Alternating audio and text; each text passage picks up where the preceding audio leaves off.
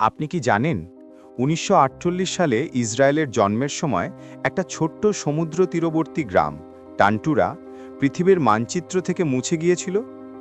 আজ সেখানে আছে সমুদ্র সৈকতের পার্কিং লট, ডোর বিচ, কিন্তু সেই বালুর নিচে ঘুমিয়ে আছে শত শত মানুষের অচেনা কবর।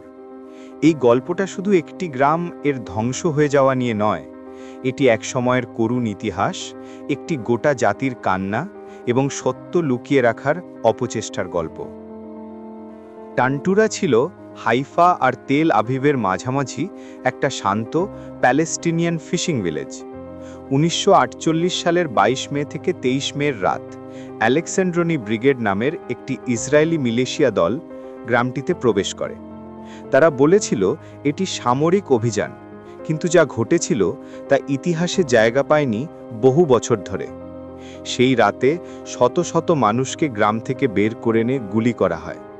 কেউ মারা যায় বাড়ির সামনে, কেউ রাস্তার ধারে, আর পরদিন গ্রামের অনেক মৃতদেহ গোপনে মাটি চাপা দেওয়া হয়।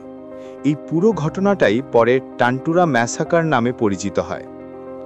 ১৯৪৮ সাল আরব ইসরায়েলি ওয়ারের সময় ইসরায়েল নতুন রাষ্ট্র হিসেবে আত্মপ্রকাশ করে। এই সময়ই প্যালেস্টিনীয়দের মধ্যে ঘটে নাকবা, মানে দি ক্যাটাস্ট্রফি, যেখানে ৭ লাখেরও বেশি মানুষ দেশ ছাড়া হয়, ৫০০রও বেশি গ্রাম ধ্বংস হয়ে যায়। টান্টুরা সেই পরিকল্পনারই অংশ যাকে বলা হয় প্ল্যান ডাইলেট।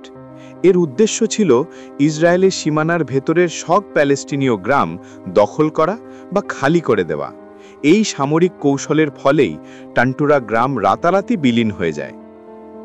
দশক পর একজন ইসরায়েলি ইতিহাসবিদ টেডি ক্যাটস তার বিশ্ববিদ্যালয় থিসিসে টান্টুরা নিয়ে গবেষণা করেন।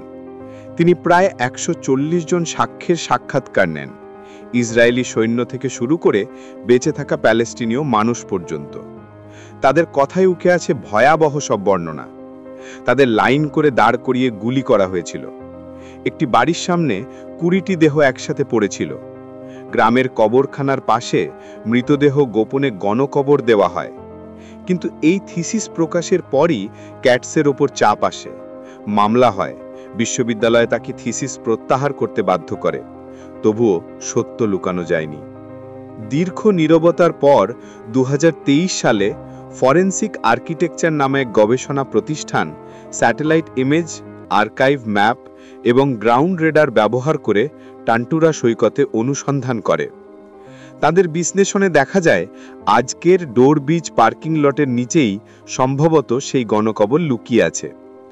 এখনো পর্যন্ত সরকারিভাবে কবর খোঁড়ার অনুমতি দেওয়া হয়নি, তবে ডকুমেন্টারি ফিল্ম মেকার অ্যালন শোয়ার্টস তার চলচ্চিত্র টান্টুরা 2022-তে সেই সাক্ষ্য আর প্রমাণগুলো সামনে এনেছেন, যা আজ বিশ্বজুড়ে নতুন করে প্রশ্ন তুলছে, ইতিহাসের এই অধ্যায় কি আমরা ইচ্ছা করেই ভুলে গেছি? টান্টুরা শুধুই একটা গ্রাম নয়, এটা ইতিহাসের একটা আয়না। যুদ্ধের সময় সত্য আর ন্যায়ের সীমারেখা কত সহজে মুছে যায় তারই উদাহরণ। যখন শক্তিশালী রাষ্ট্র গড়ে উঠছে, তখন ছোট ছোট গ্রাম, মানুষ, সংস্কৃতি সব হারিয়ে যাচ্ছে। তবুও কিছু মানুষ এখনো লড়ছে, স্মৃতি বাঁচিয়ে রাখার জন্য, ইতিহাস মুছে না দেওয়ার জন্য। আজ ডোর বিচে যখন সূর্য অস্ত যায়, তখন কেউ হয়তো জানে না পায়ের নিচে কাদের কবর লুকিয়ে আছে। টান্টুরা হয়তো হারিয়ে গেছে, কিন্তু তার গল্প এখনো আমাদের শেখায় ইতিহাসের প্রতিটি কণার পেছনে থাকে মানুষের কান্না, প্রতিরোধ আর সত্যের আর্তনাদ। Tantura, a village erased but never forgotten. ভিডিওটি যদি ভালো লাগে তাহলে লাইক করুন এবং শেয়ার করুন। কমেন্টে লিখুন আপনার মন্তব্য। এই ধরনের আরও ভিডিও পেতে চাইলে চ্যানেলটি সাবস্ক্রাইব ও বেল আইকনে ক্লিক করুন। ধন্যবাদ।